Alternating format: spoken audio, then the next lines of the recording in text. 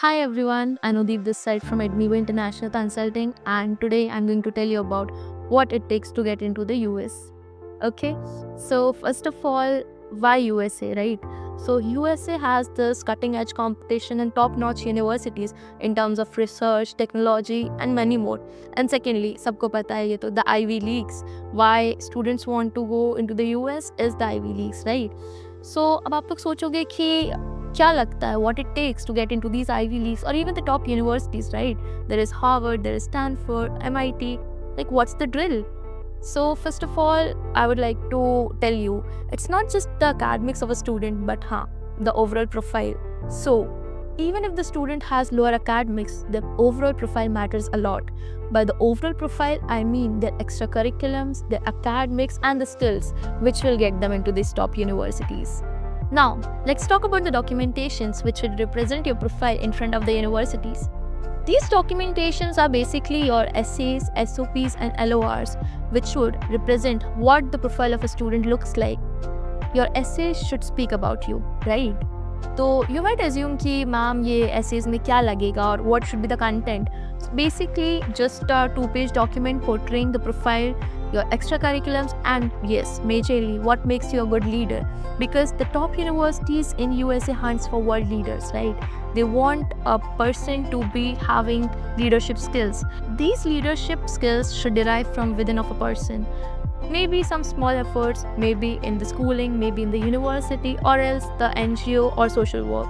The leadership skills should portray the person's profile, right? So after that, your LORs. Now, LORs are letter of recommendation that could be either from the workplace or academics.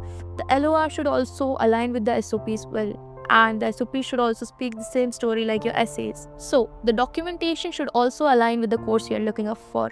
USA has basically two kind of courses, STEM and non-STEM courses, right? STEM courses are basically science, tech, engineering, and mathematics related courses, and non-STEM courses are management, fine arts, literature, and philosophy related courses. So the documentations which you are preparing initially should also match with the course you're looking up for. Now, initially, this course choice would also influence your work opportunities after getting graduated. So USA has this concept of OPT, which is optional practical training, and CPT, that is curricular practical training, which gives you a chance to work up to 3 years after getting graduated if you are enrolled into a STEM course. Alright. Now, even in 2024, US Department of Homeland and Security has introduced certain more courses into the STEM course, that is data analytics, AI, and environmental sciences. Now, you might assume that USA is the second most expensive country, so living there would be expensive too. But let me tell you, with the right planning and management, students can get maximum number of scholarships with the top universities also. And these scholarships mainly lie on merit-based, government-based scholarships, and for the Indian student, there are certain more opportunities also.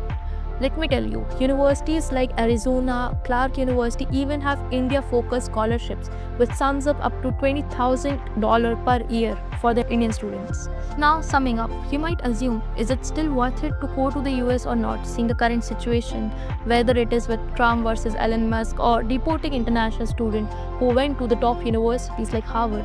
So let me tell you, US is nothing without Indian students, and after few months they would still be encouraging Indian students. So yes, let's take a pause, and after a while USA would still be inviting Indian students like they were doing always. Okay, so thank you all. This was just an introductory video. Soon we'll be uploading videos of what it takes and diving deep into the overall core admission process of the US.